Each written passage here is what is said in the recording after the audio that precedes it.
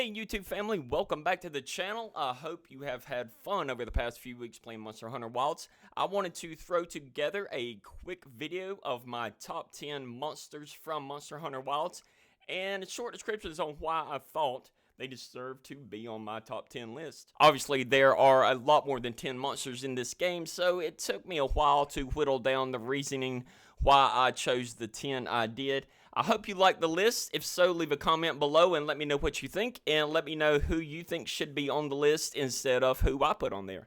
Coming in at number 10 is the fat boy himself. And I'm not fat, I'm big boned. Or excuse me, the big boned boy, Doshigama. I love Doshigama. There's just something simple about this monster. He seems so large and such a big target to swing on, to aim at. And it's just all around fun to hunt, whether it be tempered or the Guardian Doshigama that you come across a little bit later in the game. Also, I really enjoy the fact that he travels in packs, so it teaches you to use the dung pods at the very beginning of the game. And guess what? If you're strong enough, you don't need to use a dung pod. You can just jump in with a charge blade and start swinging away and just take out 3 at a time. And they're also super fun to mount because it kind of feels like you're in a futuristic rodeo, to be quite honest. I love Doshigama. It's a really easy pick to be on my list, even though he isn't very spectacular or special or has a lot of crazy attacks. I just love him from the beginning trailers, from the spoilers, from some of the releases that the Monster Hunter teams put out at the very beginning of the game. He's always going to be on any of my lists just for simple fun's sake. Number 9 is Nursilla. This one is for all my arachnophobic friends out there that just have issues with spiders. I feel you. I'm the same way. You could release a bull or a buffalo in my house and I would be fine. But when I see a spider crawling around, I just have to jump out of the chair. And Nursilla is something is just weird and creepy about this monster. She reminds me of a little bug that's crawling around in my room just waiting to jump up on my arm when I'm trying to play a video game at 10 o'clock at night or something like that. Just gives me the creeps. She isn't really that difficult and doesn't have a lot of crazy moves, just some of the normal moves you would expect from a spider type monster, such as shooting webs and swinging around from the ceiling and whatnot. But she's easily dispatched with the right team and with the right amount of DPS. Honestly, I like to use the range when I'm fighting Nursilla just so I don't have to get close to her. Number 8 is going to be Balahara. Why? I love sandworms. From the worms on Venus in Beetlejuice 1 to the sandworms on Dune. There's just something about a huge monster diving into the sand and burrowing that just fascinates me and makes for a fun fight and also a fun chase. One of the great things that I really like they did with Balahara in this game is give the monster the ability to actually swirl around in the ground and turn the ground around you into quicksand, pulling you down. Honestly, it kind of gave me a little bit of a fearful feeling the first time I saw that, and I was like, holy crap, it's actually pulling my character into the ground. What's going to happen? Obviously, that didn't happen, but you don't know, and it's a really cool feeling. It's a unique experience that only this monster can produce in this game, and that's honestly one of the reasons I wanted to add Balahara to this list.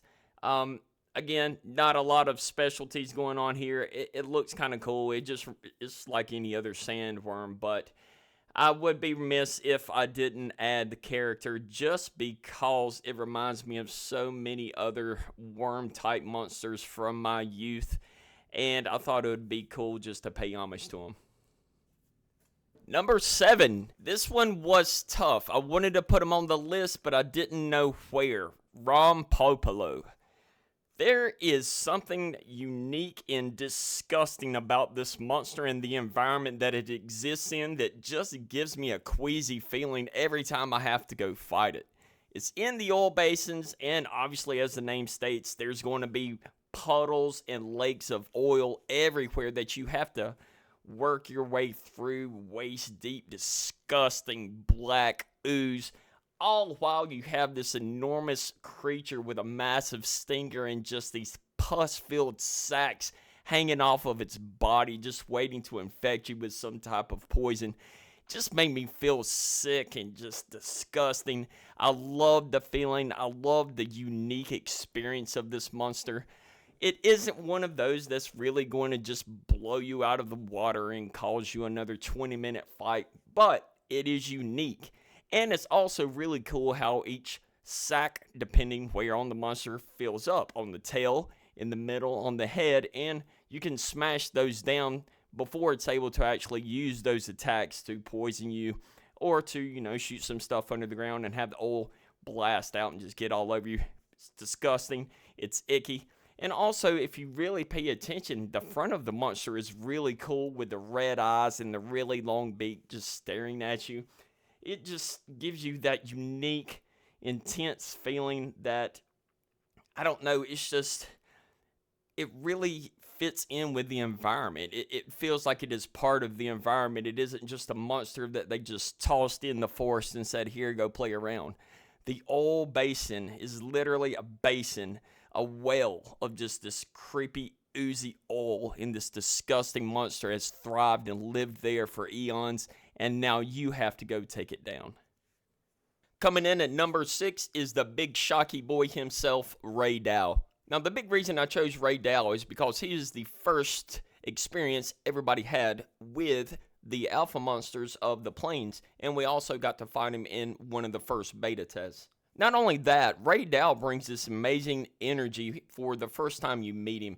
He just looks so overwhelming. You really don't know what he's going to bring, except for the amazing lightning attack that you get to see in the first cutscene right before you fight him. Now, obviously, once everybody got to know his moveset and how he moves around the map, etc., it became a lot easier and a lot more manageable as far as his charge attacks. But man, at the very beginning, when you're learning when he's going to time certain things, those serious straight direct blasts can really do some damage.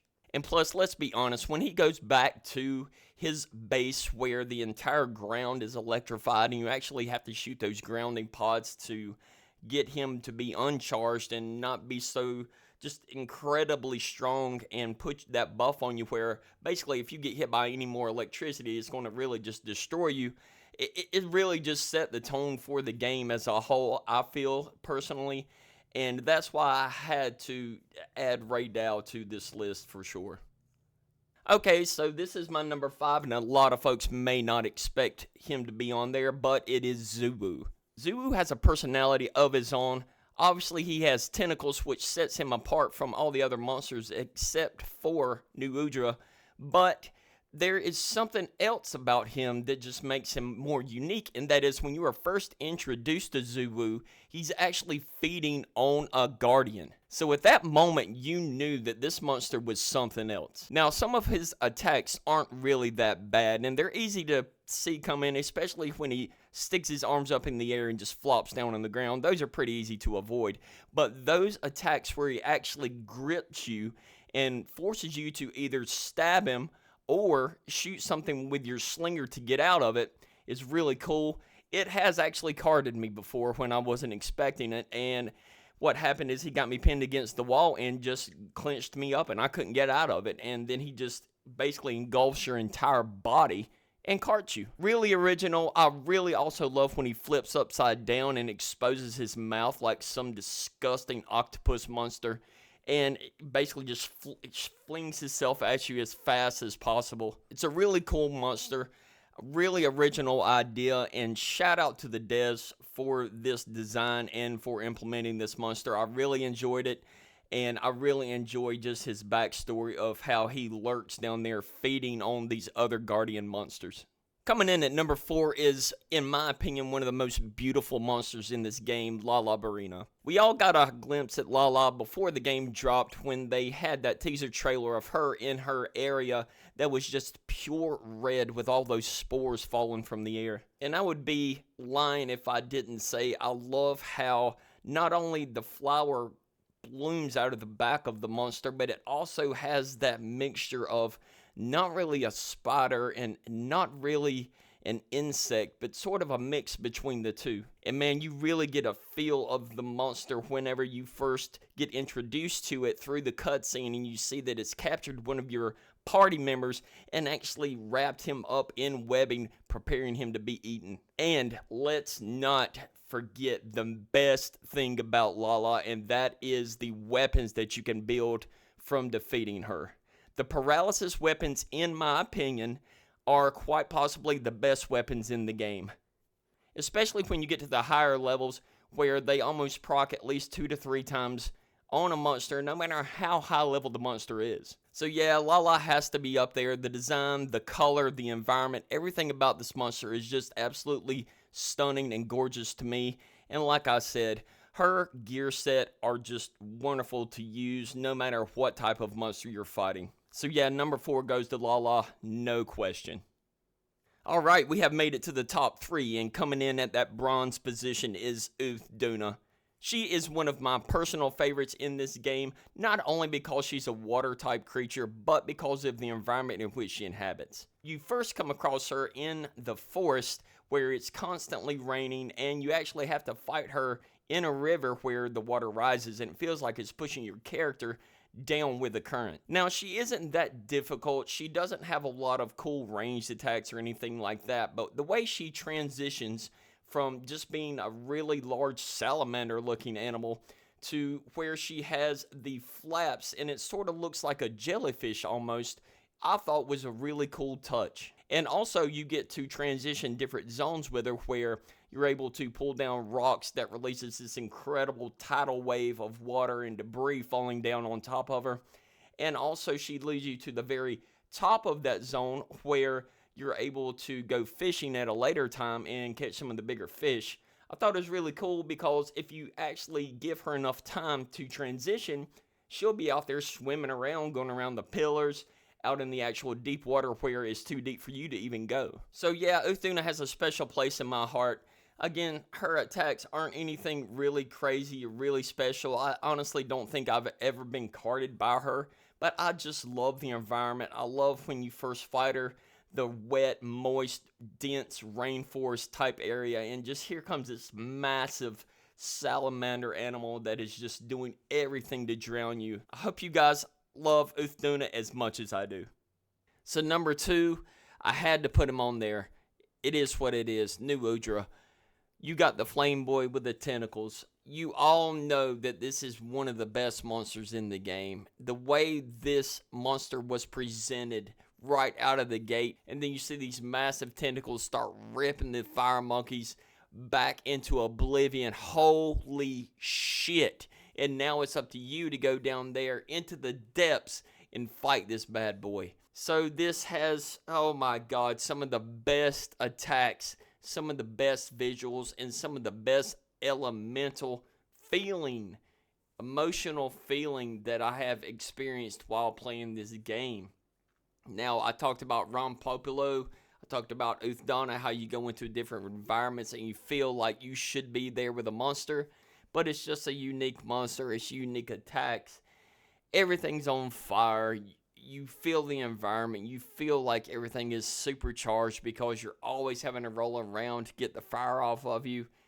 He has tentacles flopping around that you can or can't cut off to get more materials.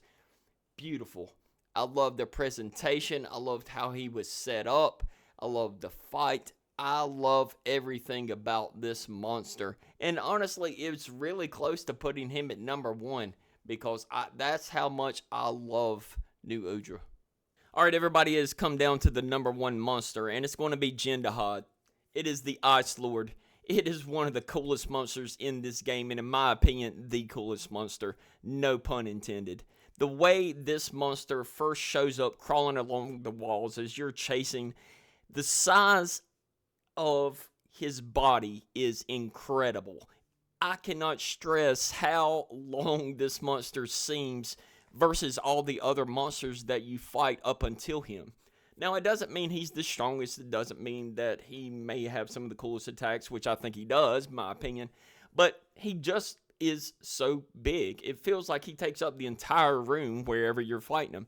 Plus, some of his attacks are just awesome, especially the charge attack he does where you actually have to pull down an ice block and hide behind it or you're going to get one shot.